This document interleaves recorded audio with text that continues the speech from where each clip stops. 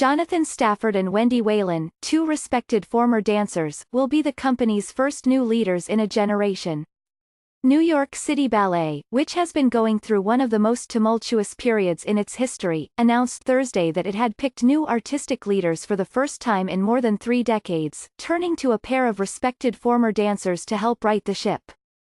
Jonathan Stafford, 38, who has been running the company for more than a year on an interim basis, will become the new artistic director of City Ballet as well as its affiliated academy, the School of American Ballet. Wendy Whelan, 51, a star ballerina who danced with the company for 30 years, will become City Ballet's associate artistic director. The two said they intended to work as partners. They are taking over a company that has been shaken over the past year and a half. Peter Martins, its longtime ballet master-in-chief, abruptly retired early last year amid allegations of physical and emotional abuse, which he denied.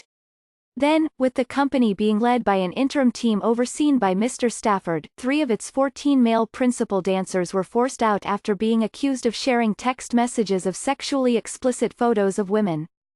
Mr. Stafford and Ms. Whelan, whose appointments were announced at a meeting of the company on Thursday morning, said that healing the rifts within the company and improving its backstage culture would be a big part of their work. "We both will really be working on the cultural elements of the company," Mr. Stafford said during a joint interview with Ms. Whelan. "We agree on dancer development, dancer enrichment, making sure we are providing a safe space for them to really thrive as artists and as people, not just in the theater but in their personal lives as well." In a company buffeted by accusations of misconduct at the hands of powerful men, and at a moment when women are still underrepresented in the ballet world's top jobs, Ms. Whelan's appointment to a leadership position cannot help but send a message. Ms. Whelan, who has enjoyed a fruitful second act in contemporary dance, said she intended to exercise her control over programming and commissioning new works to push for more women choreographing, more diversity on stage, bigger ideas, more open ideas, more daring ideas. It is a rare changing of the guard at City Ballet, often considered the nation's most important ballet company. The choreographer George Balanchine, whose works helped define 20th-century dance, founded the company in 1948 with Lincoln Kirstein. Mr. Martins, a Danish-born dancer and choreographer, succeeded him in 1983, running the company for several years with the choreographer Jerome Robbins, and then on his own, until his abrupt departure forced the company to grapple with the question of succession sooner than it had anticipated. A company investigation of Mr. Martins, after several former dancers had accused him of physical and verbal abuse, called the allegations uncorroborated. The appointment of Mr. Stafford and Ms. Whelan signals a generational change at City Ballet. They will be its first leaders not to have worked with Balanchine. He died the day Ms. Whelan was performing one of his works for the first time as a student in 1983. But they are also the first 2 leaders to have come of age in the 2 institutions that Balanchine helped create. They both trained at the School of American Ballet and both made their dance careers at City Ballet, learning from dancers who learned from Balanchine. Unlike their predecessors, neither is a choreographer. Justin Peck, City Ballet's resident choreographer, will take the new title of artistic advisor. That will allow Mr. Peck, 31, who has enjoyed success on Broadway and is now working with Steven Spielberg on a new film adaptation of West Side Story, to continue making work for the company and to bring new choreographers into City Ballet's fold, as he has with Kyle Abraham and Pam Tanowitz. Mr. Peck will stop dancing with the company, where he is now a soloist, after the spring season. Mr. Stafford will be responsible for supervising the company's artistic operations and working on its day-to-day management with the company's executive director, Catherine Brown, who oversees its administrative and financial operations. Ms. Whelan, who not only danced much of the core Balanchine and Robbins repertory but also originated roles in ballets created by William Forsythe, Twyla Tharp, Alexei Ratmansky, Christopher Wheeldon, Wayne McGregor and others, will have more sway over programming. She will be responsible for conceiving and planning seasons, commissioning new work, and working closely with dancers in the rehearsal studio, both teaching class and coaching works in the company's repertory.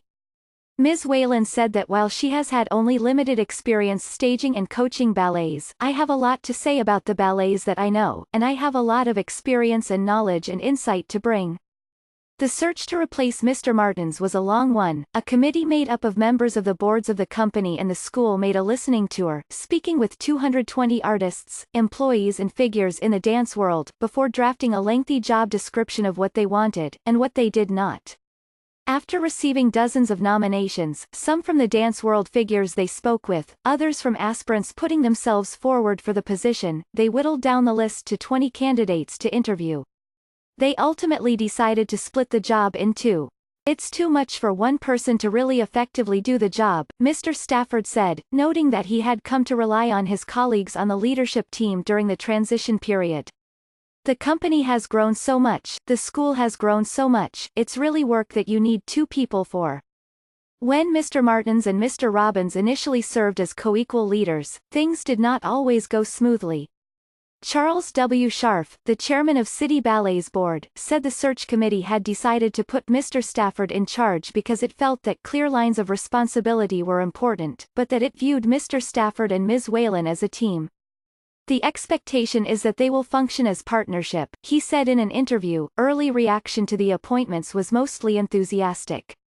Ashley Boudet, a principal dancer at City Ballet who has publicly urged ballet to embrace feminism, wrote on Instagram, "It was a long and often difficult road, but finally NYCB has a solid direction.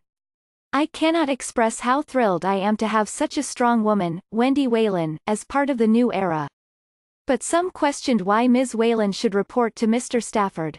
Lauren Wingenroth wrote in Dance magazine, "The setup begs the question, if the two leaders will truly be partners, why are they not co-artistic directors? Considering the company's recent scandals, and the troubling historical gender dynamics of the company, the arrangement sits just a bit uncomfortably." During their interviews with the search committee, Mr. Stafford and Ms. Whelan independently suggested that they would like to work with each other on the management team. They overlapped at the company. She danced there from 1984 to 2014, he, from 1998 to 2014. But they rarely danced together, in part because they were cast in different repertory. "John's a Tchaikovsky guy, and I'm much more of the Stravinsky girl," Ms. Whelan said, but there were a few times. Mr. Stafford remembered partnering her briefly in the Robbins Ballet in G major, when he was 19 and she was a star, and thinking, "I'm partnering Wendy Whelan." The time they remember best, though, was in the back of a rehearsal studio, when a young Mr. Stafford was trying to learn Balanchine's Diamonds as a group of principals were being coached in the front of the room. Ms. Whelan walked in.